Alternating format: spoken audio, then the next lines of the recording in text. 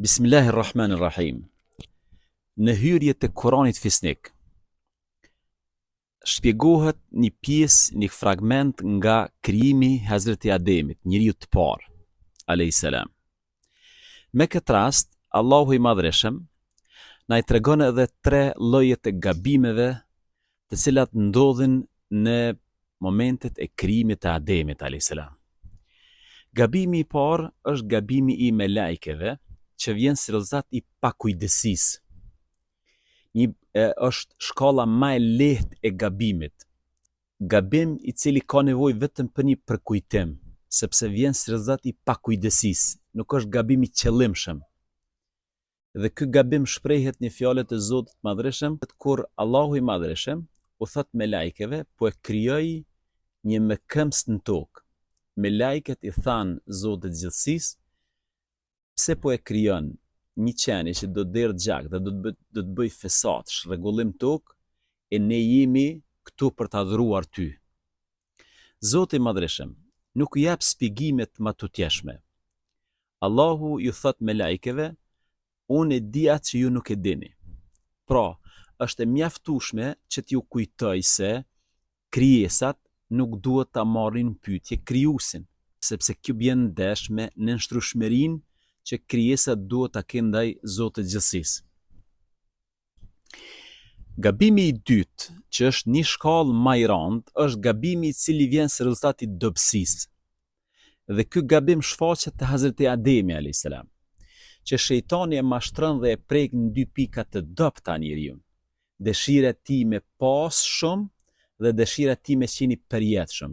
Pra, gabimi i cili vjen si rezultat i dobësisë, kur njeriu preket në pikat e dobta dhe rezultat i dobësisë e tij, ai i bën mekat, i bën gjuna, bën mekat, bën gjuna në raport me Allahun e Madhreshëm.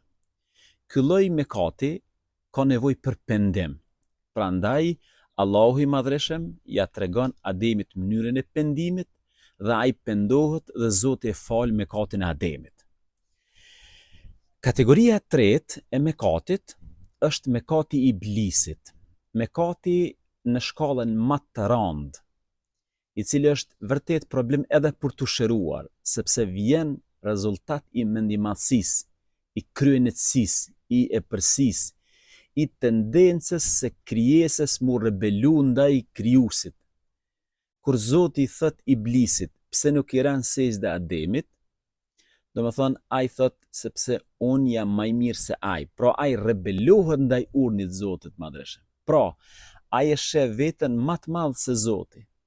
Prandaj mekati që vjen rezultat i lloj rebelimi ndaj Zotit, i një lloj mendjemadhësie, kryenetësie, kryelartësie përballë Zotit, është mekati më problematik, sepse është vështirë mas pari të pranohet si mekat nga krijesa, dhe e dyta, nuk është problem të gjendet ndonjë motiv që do ta shtyn kërkoj falje, sepse nuk ka rezultati i dobësisë, por ka rezultati i mendjemadhësisë.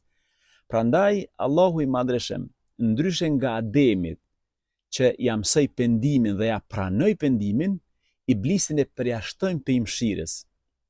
Prandaj janë këto 3 kategoritë mëkateve që vërtet duhet për herë të kemi kujdes. Mëkati nga pakujdesia, e shprehur në historinë e melaqeve, mëkati rezultati i dobësisë, që zakonisht ndodh me njeriu që ka nevojë pendim, dhe mëkati më i rrezikshëm që vjen si rezultat i mendjemadhësisë, i kryenetësisë, i kryelartësisë përballë Zotit të Madhreshëm, dhe konsiderohet një lloj mëkati që mund ta nxjerrë njeriu totalisht nga lidhja me Zotin e Madhreshëm, pra, siç i themi ne, dalje se përjashtim edhe nga besimi edhe nga mëshira e Zotit të Madhreshëm. Shpresoj gjithmonë, nëse gabojmë, lutemi të bëjmë gabime në 2 shkallët e para, por në asësi, në asnjë mënyrë, të mos rebelohemi dhe të mos shfaqim mendjemadhësi ndaj Zotit gjithësisë. E paqet një ditë bekuar, Allahu ju shpërbleft.